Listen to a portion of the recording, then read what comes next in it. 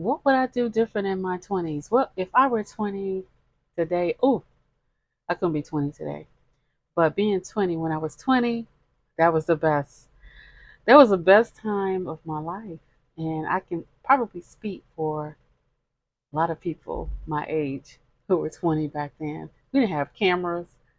We had no one keeping up, but we weren't into, wait a minute, some people were mm, into things. But who's going to tell it? Who's going to believe it? It's not on video.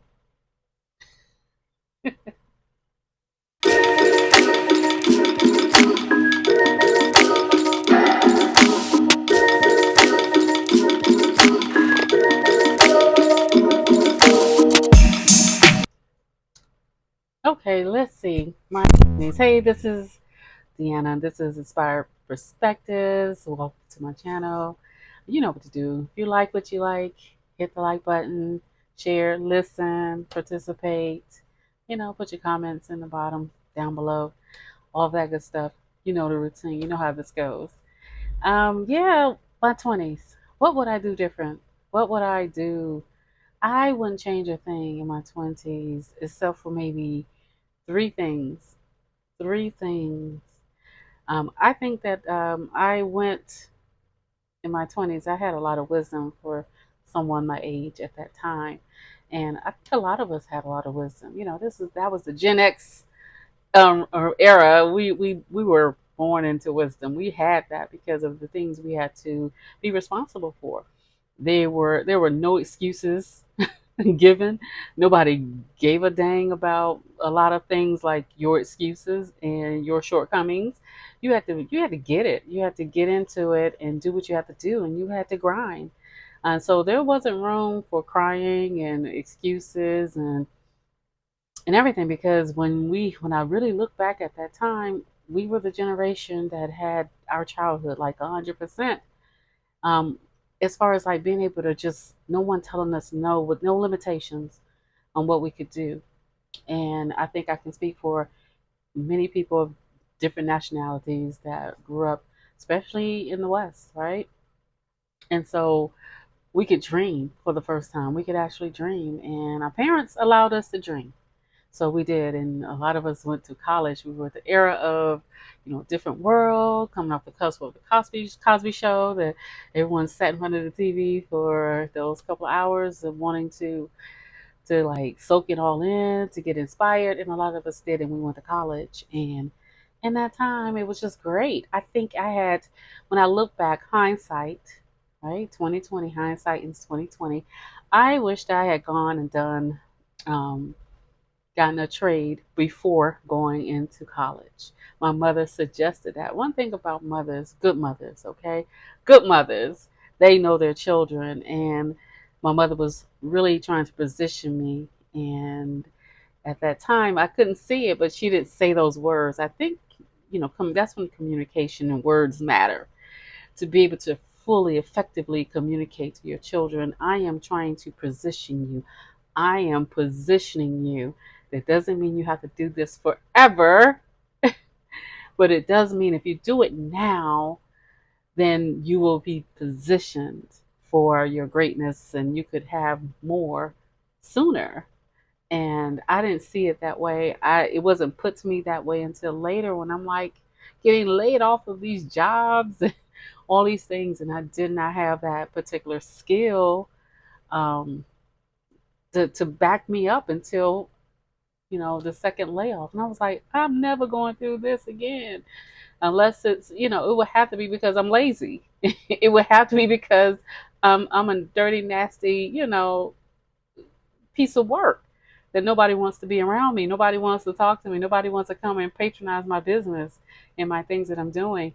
So I would regret that. I would regret that, meaning that it would have been in a different order because everything I did actually prepared me for what I'm doing now.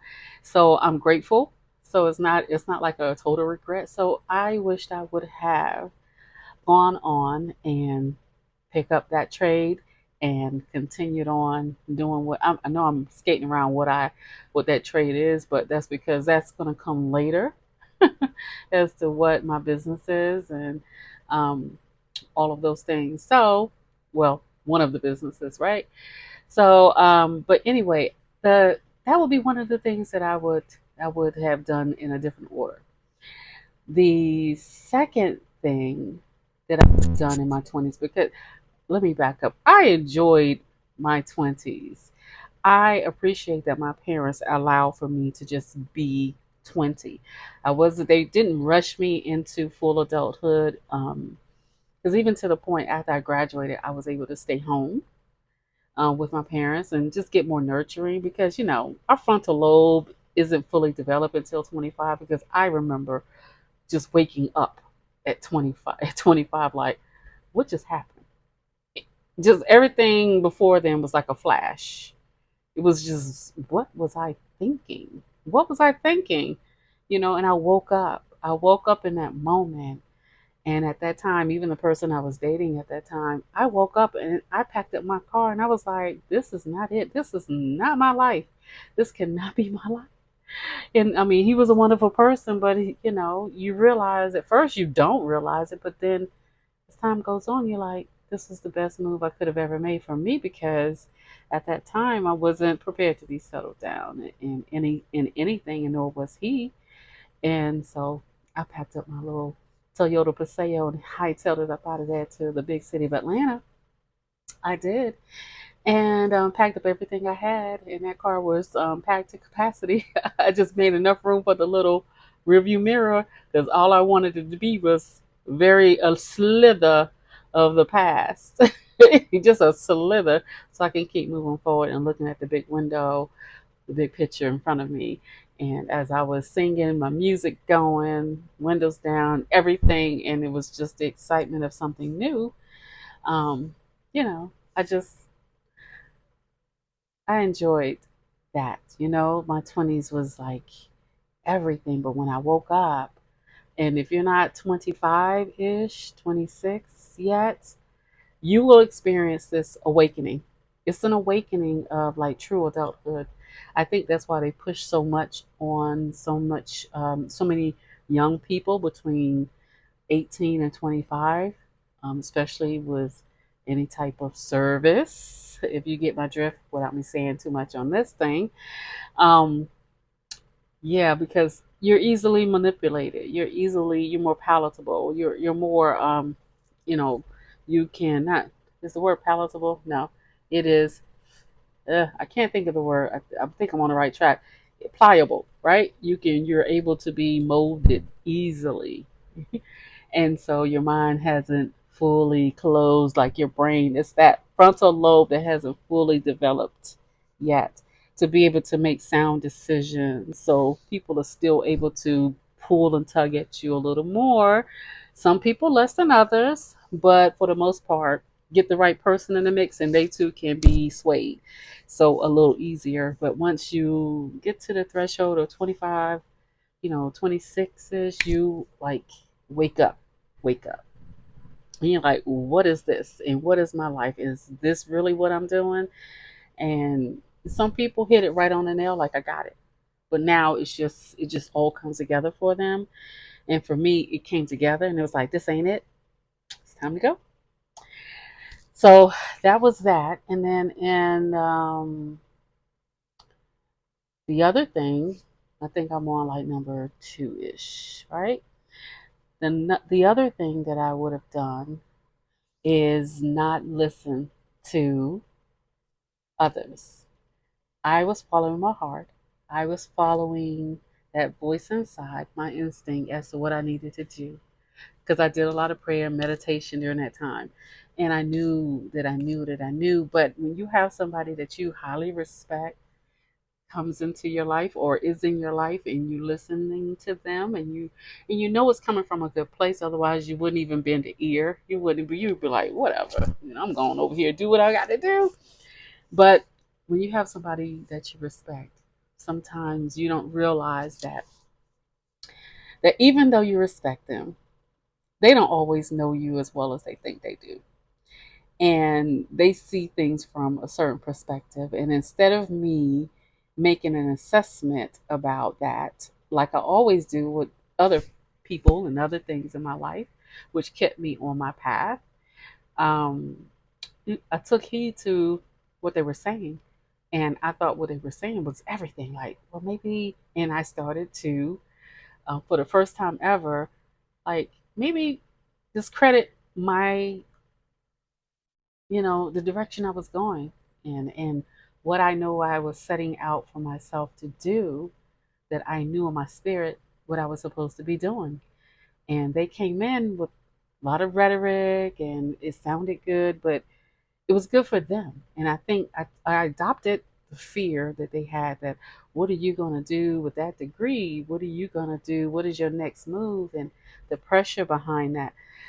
And I would tell anybody who is in their 20s, don't allow anyone to pressure you, especially when you know you're on track to something good.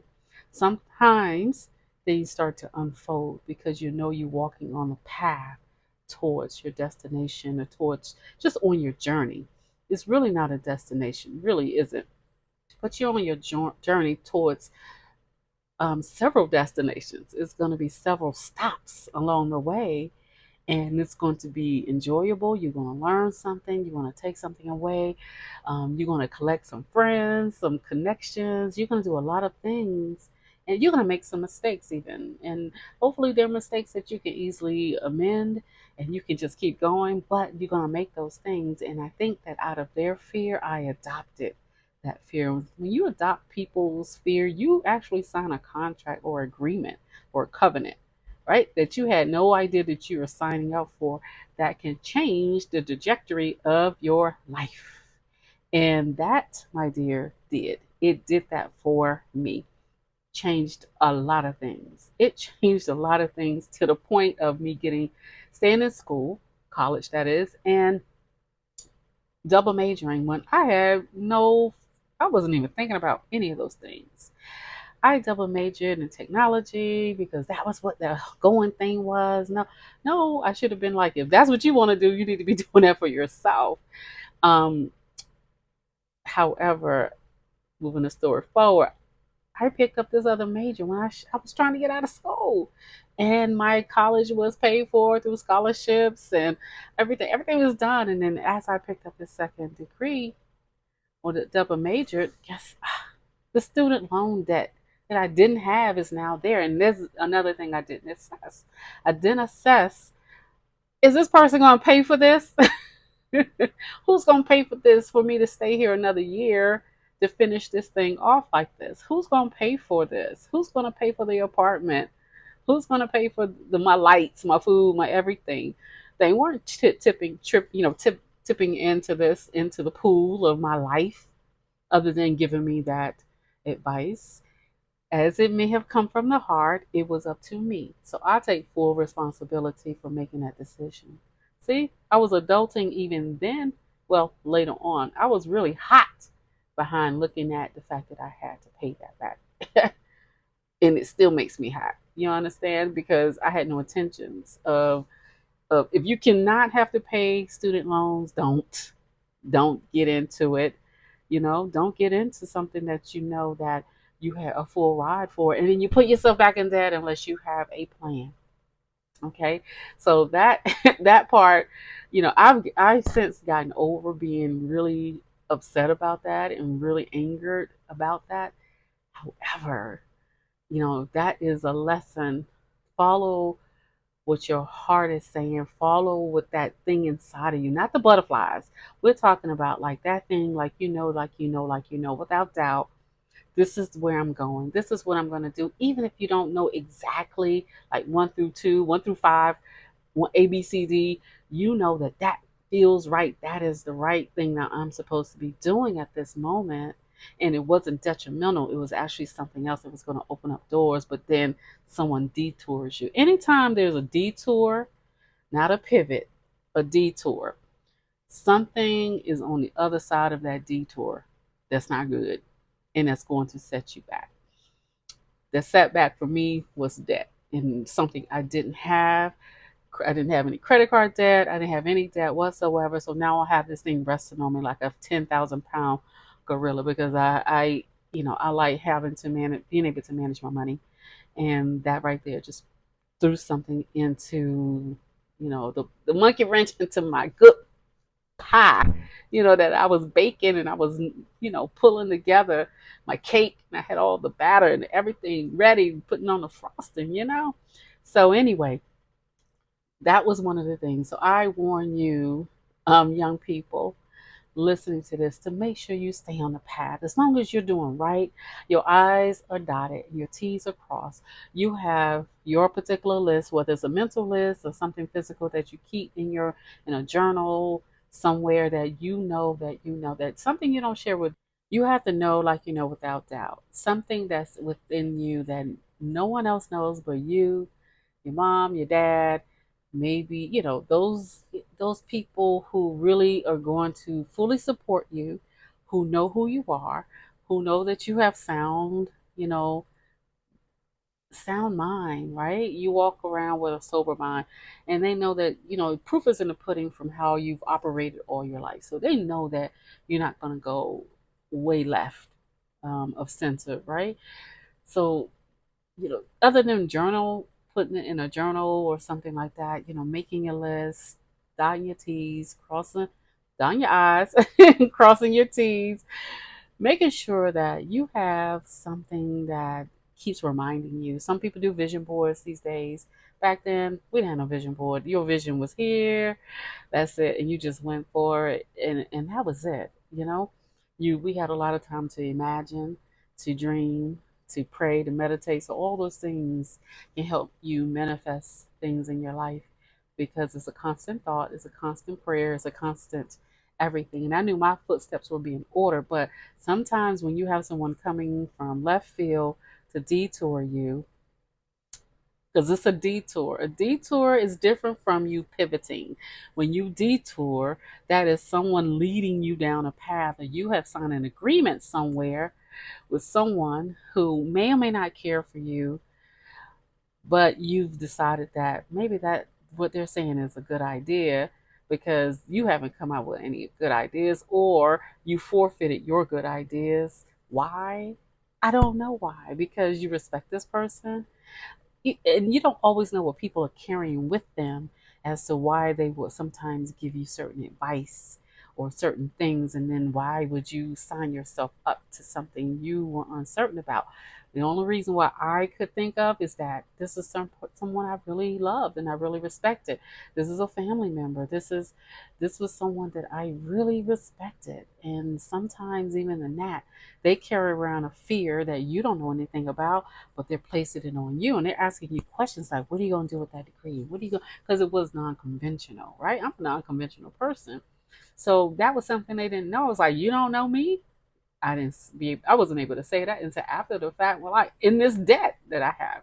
So when you're doing hard detours like that, it's some stuff getting ready to happen. There's a open, gaping, hole in the street that you're about to fall down in, a manhole that hasn't been covered. And it's like, oh my God, I'm in hell. I've never been here before. So, and those are the things that will knock you off your square. So I would say to young people, stay steadfast on what you know for sure. Not a pipe dream, right? Not a pipe dream. Those kind of dreams are good with a regular job while you work your dream on the side so you can keep the lights on and a roof over your head and you can pay for things and take care of yourself, right?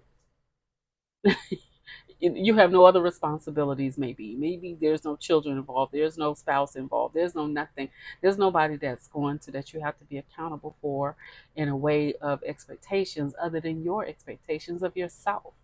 So I would say that make sure that if you have to make a move, that it is a pivot that maybe is closely related to what you're doing or something you've always wanted to do. I think because we have been gifted with many talents and many gifts. So it's not one thing. Maybe it's something you put on the back burner. It's like, you know what? I love doing this, but I like doing this. This opportunity is coming and it sounds really good for me. No one is in your ear. No one's in your ear telling you that you should do this and you should do that. You're telling you, and because you have really prayed about this, you're like, this looks good. This is something I could get my teeth into right now. And sometimes that thing that you go into is the thing that opens you up, the thing that you probably put to the side. It's something that is a character builder, it's a skill builder, right? Those are the things that help um, kind of round off the edges of the things that you want to do. And they are transferable skills. You get those bonuses sometimes, even working for someone else. I know because before I became a business owner, I working for others, working in corporate America helped me because when I got into the business that I have, that people were so surprised of how professional I was, how all these things were coming to play. And they couldn't believe that I left doing what I was doing to do what I'm doing. And it's like, what? How'd you do this? And now I'm pivoting again. The pivot is my choice. It's not a choice that is being pushed upon me. It is, you see the writing on the wall, you're like, hey, I want to do something else and I can. Let me get into this while I got the opportunity, and this is my opportunity to do these things.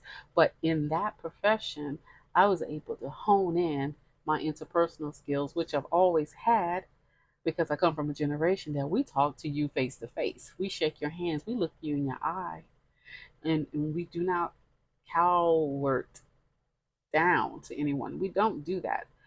We actually look in your eye and we know how to affect it. Most of us know how, because some people want to fight, but most of us, we know how to look you in the eye and tell you what's for and how it's going to go down. And no, we're not doing that with a smile, right? You have some decorum. You're demure, right? All of that. It's so demure. We're doing all of that, right? Because there's a way to talk to, you can say anything to anybody. It's just in your tone and what you say and how you say it. So, with that being said, you have to know how to move, and sometimes some things will build up on itself. And those are the things you need to take with you on your journey to the very thing that's going to just put you and catapult you to the next level. So that's what I would say with that. So a soft pivot versus a hard detour. A soft pivot is like a soft curve. A hard detour is like a jagged edge. It's like you're on a roller coaster ride. And nobody wants to be on. I want to be on a merry-go-round. I want to be like, okay, I want to be on something like that, easy breezy. Okay, we're gonna go around. Well, maybe not a merry-go-round because that just keeps going around and around. Let's get another something that we can kind of compare it to. Let's compare it to like skating, right? So now everybody's into skating, outdoor skating. So we got our skates on and now we want to go this way. So we just move this way and the music and the wind is blowing and we just grooving. We're moving. That's more like it. It's because it's in the groove, in the movement, in the direction that you want to go, as opposed to a hard fall when you're not prepared, right? And you ain't got no knee pads on, you got no arm brace on, and your elbow, funny bone, and everything is going, and it looks like you're gonna be all jacked up. That's how that hard pivot, how that hard detour is, as opposed to a soft move. So I would say that to you guys that's listening, and even some old heads, if you are experiencing these things for the first time, understand, take it with stride. You're going to get back on track. It may take you a minute, but you'll be okay. So the third thing that I would do in my 20s, I have my little notes. Sorry, I have notes. Listen, um, I would have traveled a little sooner, right? I would have traveled. I would have taken an opportunity that the university I was going to had for abroad learning. I didn't find out about more of that until much later, like when I'm trying to get out of college. It's like I'm done with this. I'm ready to go. I wish I had done more of that. I know that my life would have changed because I love to travel. I remember being a kid, and when I say kid, I was probably 11, I don't know, 10, 11, 9, 10, 11, 12, something like that. And having this huge map of the world on my wall. I think I mentioned that in one of my other videos where I had this map where everyone else had all of their favorite rock stars, singers, whatever on the wall. Their little idols, and I didn't care nothing about that. I wanted to, I enjoyed the music. Don't get me wrong, I enjoyed the music. The guys were cute, all of that. I love that, but it, it's like, are they gonna be over here? Are they gonna be in Thailand? Are they gonna be there? Are they gonna be in Machu Picchu? Are they gonna be over there? Because that's where I'm gonna be. And that's where my mind was, because my parents were good at instilling to, hey, this is your life and you better live it to the best of your ability and do all you can, because they got married, they were 20, 21, and they started early. And they have their own personal regrets behind that, because you had they had a lot of expectation from their parents, and we follow what we know. And I think if had they waited, it would have been much better knowing who you are going into something like a marriage, right? That's a discussion for another time. However, because of their mistakes, right, going so early into something like that, they were like both my mother and my father, so it wasn't just one sided, and in my stepfather, right? So that my stepfather is the best. He's the best. He's one of the best. So is my dad. So going when I having those parents around me, supporting me, they were like, "Hey, do what you got to do, right?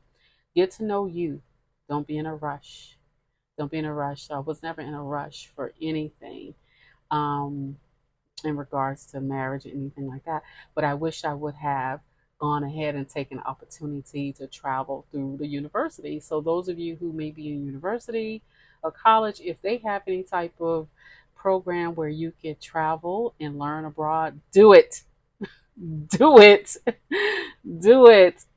Learn another language, appreciate another culture, and so you won't have to do it later. I mean, you will do it later, but at least your first couple of times or so of traveling abroad, you would have had it on someone else's dime. I'm just saying, it's just really real. Or it's better that than joining military or something like that. Now you're working as opposed to enjoying fully being where you are, and you have the choice of being where you want to be.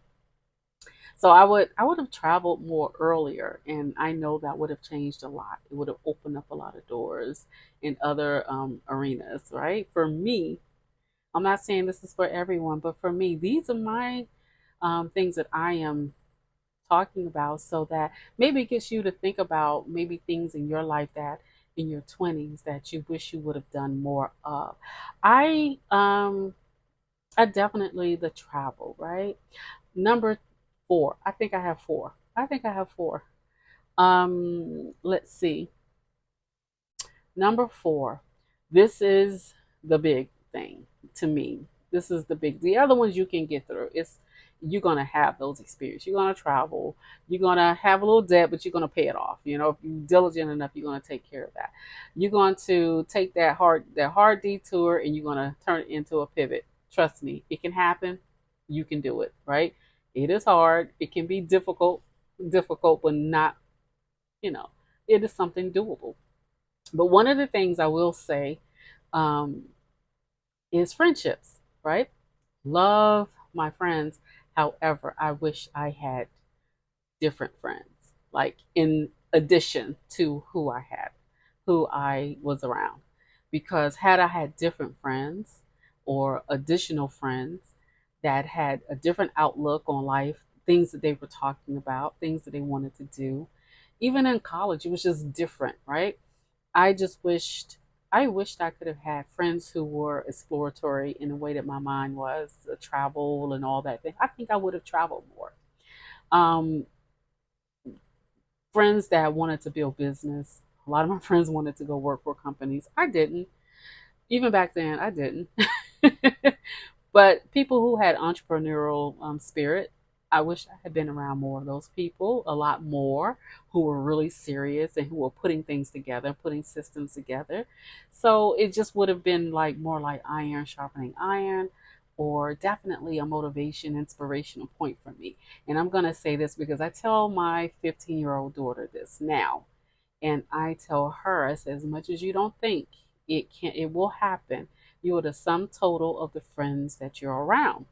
And that doesn't mean the people that you're around are bad people. It just means that they can limit where you want to go if they're not going in the same direction.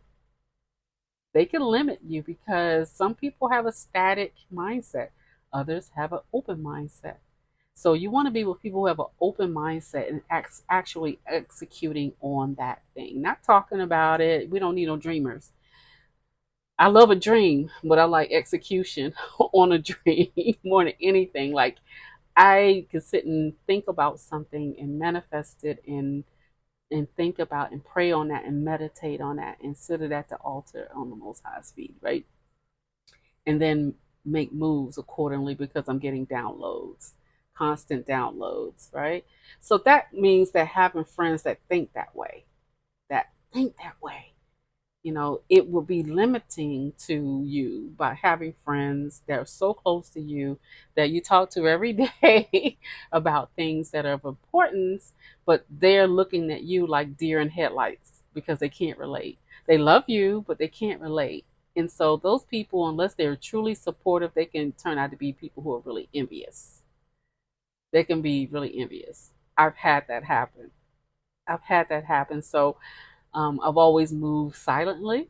I've always made my moves not private, not so much. Well, I would say private, but not.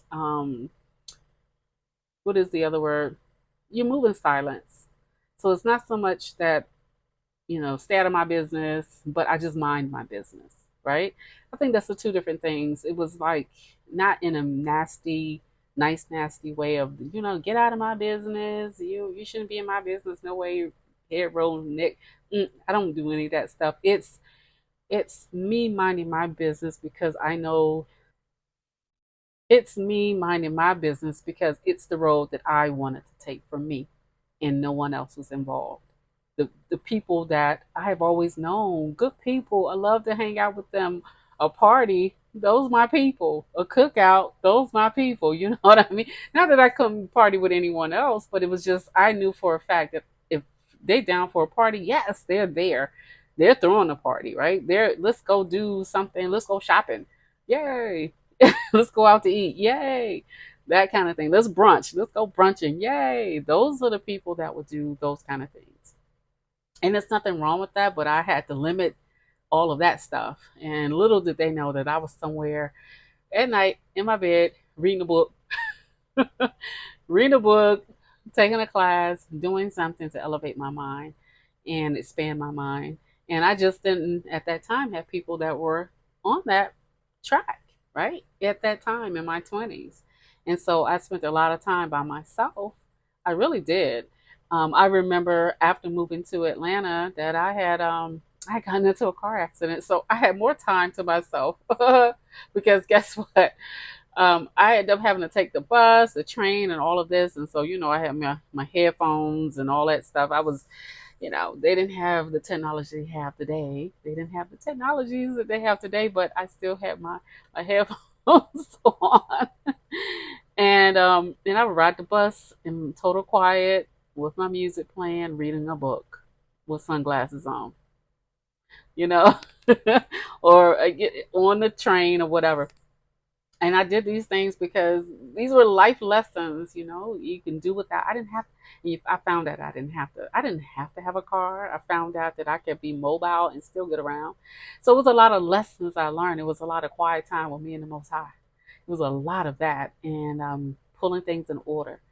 It wasn't pretty, but it was definitely things that I could capitalize on to build my character. So those are the things that I would do in my 20s. I would definitely have different friends, more expansive friendships. And I was good with, I'm a connector of people. So I was always, meeting people um, everywhere I would go, and they were always doing something really great. And so as I look at that, I'm like, wow, why was this relationship not deeper? Um, and maybe it was somewhat a little bit of where my mind was. So I would say wherever you want to go, make sure it's what you want to do. Make sure that you don't have something even in the back of your own mind that may be holding you up.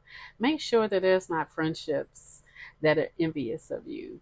or a little bit of jealousy because they have operate in a static mindset, and you have such an open, expansive mind. There's nothing wrong with having friends that have a static mind. Sometimes those people ground you. Those are your grounders when you're kind of up in the sky somewhere. You meet people that love you, but they're gonna ground you, and they're like, here's a sandwich. Come on and sit down. You remember when?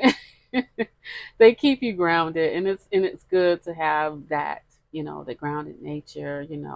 I have friends that are like that they're like, come on over, have coffee and something to eat, and grab a blanket, and I'll snuggle over one side, they're on the other, and we're talking it out. And there's nothing wrong with that. I love those friendships. But when it comes to expanding your business and growing your business and traveling and doing all the things you want to do, you can't do that sitting on the couch drinking tea or coffee or anything else or glasses of wine.